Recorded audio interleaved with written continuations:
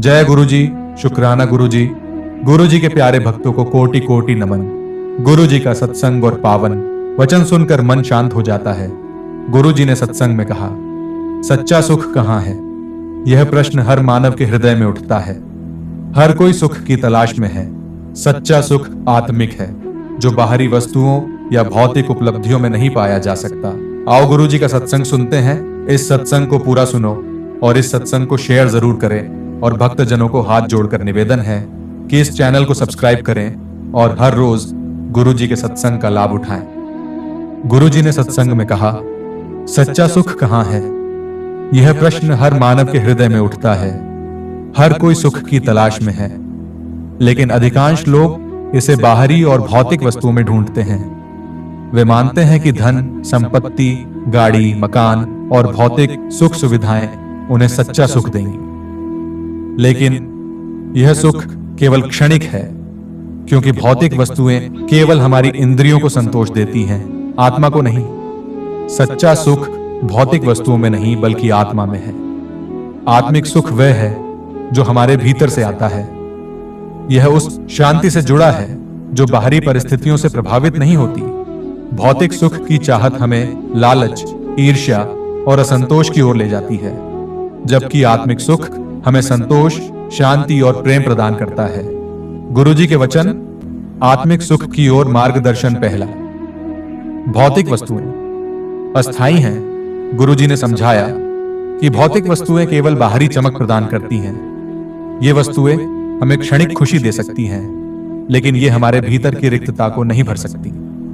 जैसे पानी की प्यास को केवल पानी से बुझाया जा सकता है, वैसे ही आत्मा की प्यास को केवल आत्मिक सुख से ही शांत किया जा सकता है। दूसरा, सच्चा सुख भीतर है। गुरुजी ने कहा, सुख का वास्तविक स्रोत तुम्हारे भीतर है। जब तुम अपने मन और आत्मा की गहराई में झांकोगे, तब तुम्हें महसूस होगा कि तुम्हारे भीतर पहले से ही शांति और आनंद विद्यमान है। लेकिन इसे अनुभव करने के लिए तुम्हें ध्यान, प्रार्थना और सत्संग का सहारा लेना होगा। तीसरा, लालसा को त्यागो। गुरुजी ने बताया कि लालसा और इच्छाएं हमारे भीतर अशांति का कारण बनती है। जब हम यह समझ जाते हैं कि भौतिक वस्तुएं सच्चा सुख नहीं दे सकती, तब हम लालसा से मुक्त होकर आत्मा की ओर बढ़ते हैं। चौथा, परोपकार और सेवा का महत्व। गुरुजी ने कहा, जब तुम दूसरों की सेवा करते हो तो आत्मा को शांति और संतोष मिलता है। सेवा का कार्य निस्वार्थ होकर करो। जब तुम अपने लिए नहीं बल्कि दूसरों के लिए जीते हो, तभी सच्चा सुख प्राप्त होता है। पांचवा, गुरु का मार्गदर्शन और सत्संग का महत्व। गुरुजी ने सत्संग के महत्व पर जोर दिया। उन्होंने कहा, सत्संग में आकर मन को शुद्ध और शांत किया जा सकता है। आत्मा को सच्चे मार्ग पर ले जाता है। जब तुम्हारे विचार और कर्म शुद्ध होंगे, तभी आत्मा सच्चे सुख का अनुभव करेगी। गुरुजी ने आत्मिक सुख प्राप्त करने के लिए कुछ उपाय बताए। पहला, ध्यान और प्रार्थना मन को शांत करने और आत्मा से जुड़ने का सबसे सरल उपाय। दूसरा, संतोष का अभ्यास। जो तुम्हारे पास है उसमें संतोष रखो। असंतोष ही अशांति का कारण है। तीसरा, पवित्र ग्रंथों का अध्ययन। भगवद गीता, रामायण, उपनिषद और अन्य ग्रंथों से आत्मा को जागृत किया जा सकता है। चौथा, सद्गुणों को अपनाओ। सत्य, अहिंसा, प्रेम, करुणा और क्षमा का अभ्यास करो। पांचवा, समर्पण और विश्वास। ईश्वर पर पूर्ण विश्वास रखो और उनकी इच्छा में खुद को समर्पित करो। गुरुजी ने अंत में कहा, सच्चा सुख वही है जो तुम्हें शांति और संतोष प्रदान करे। यह सुख बाहर नहीं, तुम्हारे भीतर है। भौतिक वस्तुओं को जीवन में साधन मानो, लेकिन उन्हें अपने जीवन का उद्देश्य मत बनाओ। जब तुम आत्मा की ओर बढ़ोगे तो तुम्हें सच्चा सुख अवश्य प्राप्त होगा। इन वचनों ने हर भक्त के मन को गहराई से छुआ और उन्हें आत्मिक सुख की ओर प्रेरित किया। गुरुजी के सत्संग में यह स्पष्ट हो गया कि सच्चा सुख आत्मिक है, जो बाहरी वस्तुओं या भौतिक उपलब्धियों में नहीं पाया जा सकता। उनके वचन जीवन की सच्चाई और मानव के अस्तित्व का मूल समझाने के लिए थे। पहली चर्चा में आत्मिक सुख की अवधारणा को समझाने के बाद गुरुजी ने सत्संग में इसके और भी गहरे पहलुओं पर प्रकाश डाला। उन्होंने समझाया कि आत्मिक सुख केवल एक अनुभव नहीं, बल्कि जीवन जीने का एक तरीका है। यह केवल व्यक्तिगत नहीं, बल्कि पूरे समाज को प्रभावित करने वाला है। पहला, सुख की सही परिभाषा। गुरुजी ने कहा, सच्चा सुख वह है जो तुम्हारे जीवन को सार्थक बनाए और दूसरों के जीवन में भी सकारात्मक परिवर्तन लाए। अगर तुम्हारा सुख केवल तुम्हारे लाभ और स्वार्थ तक सीमित है, तो वह सुख नहीं, बल्कि क्षणिक आनंद है। सच्चा सुख वह है जो दूसरों की भलाई के लिए प्रेरित करे और तुम्हें भीतर से आनंदित करे। उन्होंने उदाहरण देते हुए कहा, एक किसान को तब सुख मिलता है जब उसकी मेहनत से फसल लहलहाती है और दूसरों का पेट भरता है। एक शिक्षक को तब सुख मिलता है जब उसका ज्ञान किसी शिष्य के जीवन में रोशनी लाता है। इसीलिए सच्चा सुख हमेशा दूसरों के जीवन को बेहतर बनाने में छिपा है। दूसरा, सुख के दो पहलू। बाहरी और आंतरिक। गुरुजी ने समझाया कि सुख के दो पहलू होते हैं। बाहरी सुख, यह हमारे शरीर और इंद्रियों को प्रसन्न करता है। अच्छा भोजन, आरामदायक जीवन, संगीत या मनोरंजन इससे संबंधित हैं। आंतरिक सुख, यह हमारी आत्मा और मन को संतुष्टि देता है।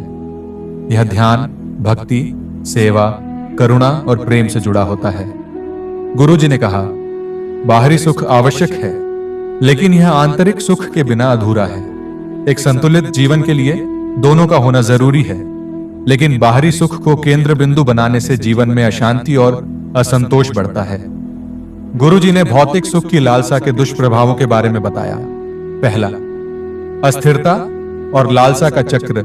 उन्होंने कहा, भौतिक सुख की लालसा कभी समाप्त नहीं होती। जब एक इच्छा पूरी होती है, तो दूसरी इच्छा जागृत हो जाती है। यह चक्र चलता रहता है और मनुष्य को कभी संतोष नहीं मिलता। इस प्रकार भौतिक सुख अशांति और अस्थिरता का कारण बनता है। तीसरा, प्रतिस्पर्धा और ईर्ष्या। भौतिक वस्तुओं के प्रति अधिक आसक्ति मनुष्य को दूसरों के साथ तुलना करने के लिए प्रेरित करती है। इससे प्रतिस्पर्धा और ईर्ष्या का जन्म होता है। यह हमारी मानसिक और भावनात्मक शांति को छीन लेता है। चौथा, आध्यात्मिक दूरी। गुरुजी ने कहा, भौतिक सुख की अत्यधिक चाहत तुम्हें तुम्हारी आत्मा से दूर ले जाती है। जब तुम्हारा पूरा ध्यान केवल भौतिक वस्तुओं पर होता है, तो तुम ईश्वर, आत्मा और जीवन के गहरे अर्थ को भूल जाते हो। गुरुजी ने आत्मिक सुख प्राप्त करने के लिए एक साधक को निम्नलिखित चरणों का पालन करने का सुझाव दिया। पहला, स्वयं को पहचानो। उन्होंने कहा, सबसे पहले यह समझो कि तुम केवल शरीर नहीं, बल्कि आत्मा हो।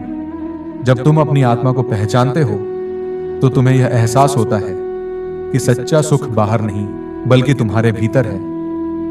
दूसरा, माया और मोह से मुक्ति। गुरुजी ने माया और मोह पर प्रकाश डालते हुए कहा, भौतिक वस्तुएं केवल भ्रम हैं। इनसे अधिक आसक्ति तुम्हें बंधन में जकड़ती है। जब तुम माया के जाल से मुक्त हो जाते हो, तब आत्मिक सुख का अनुभव कर सकते हो। तीसरा, गुरु का मार्गदर्शन। गुरुजी ने कहा, सच्चे गुरु का मार्गदर्शन आत्मा को सही दिशा में ले जाता है। गुरु तुम्हें जीवन की सच्चाई सिखाते हैं और तुम्हें भौतिक सुख से ऊपर उठने की प्रेरणा देते हैं। चौथा, ध्यान और साधना। उन्होंने बताया कि ध्यान और साधना आत्मा को शुद्ध करने का सबसे सशक्त माध्यम है। जब तुम नियमित रूप से ध्यान करते हो, तो तुम्हारा मन शांत और स्थिर हो जाता है। इससे आत्मिक सुख की अनुभूति होती है। पांचवा, निस्वार्थ सेवा। गुरुजी ने कहा, निस्वार्थ सेवा आत्मा को आनंदित करती है। जब तुम बिना किसी स्वार्थ के दूसरों की मदद करते हो, तो तुम्हारा हृदय शुद्ध होता है और तुम्हें सच्चा सुख मिलता है। गुरुजी ने यह भी बताया कि जब व्यक्ति आत्मिक सुख का अनुभव करता है, तो यह समाज को कैसे प्रभावित करता है। पहला, शांति और सद्भावना का प्रसार। आत्मिक सुख प्राप्त व्यक्ति शांत और संतुलित होता है। उसकी उपस्थिति से ही दूसरों में शांति और सकारात्मक ऊर्जा फैलती है। दूसरा, सकारात्मक संबंध। ऐसा व्यक्ति दूसरों के साथ ईमानदार, प्रेमपूर्ण और दयालु संबंध बनाता है। यह परिवार और समाज में सामंजस्य स्थापित करता है। तीसरा, परोपकार और सेवा का बढ़ावा। आत्मिक सुख प्राप्त व्यक्ति स्वाभाविक रूप से दूसरों की भलाई के लिए कार्य करता है। यह समाज में दया, करुणा और सेवा की भावना को बढ़ावा देता है। गुरुजी ने सत्संग का समापन करते हुए कहा, सच्चा सुख किसी वस्तु, व्यक्ति या परिस्थिति में नहीं है। यह तुम्हारे भीतर है। इसे पाने के लिए तुम्हें आत्मा की गहराई में जाना होगा। ध्यान, प्रार्थना, सेवा और गुरु के मार्गदर्शन से यह संभव है। भौतिक वस्तुएं जीवन में साधन हो सकती हैं, लेकिन इन्हें अपने जीवन का केंद्र मत बनाओ। जब तुम आत्मिक सुख प्राप्त करोगे तो तुम्हारा जीवन आनंद, शांति और संतोष से भर जाएगा। यही जीवन का वास्तविक उद्देश्य है।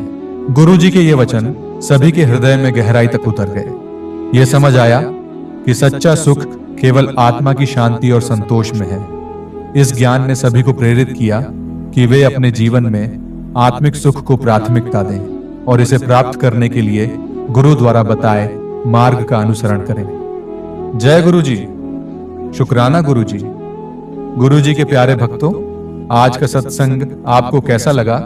कृपया कमेंट करके जरूर बताएं। इस सत्संग को अपने रिश्तेदारों और प्रियजनों के साथ साझा करें ताकि उनकी आत्मा भी परमात्मा से जुड़ सके। यदि आपके मन में कोई उलझन है तो उसे हमारे साथ साझा करें। हम आपके मन की उलझन को सत्संग के माध्यम से समाधान लाने का हर संभव प्रयास करेंगे। शुक्राना गुरु जी।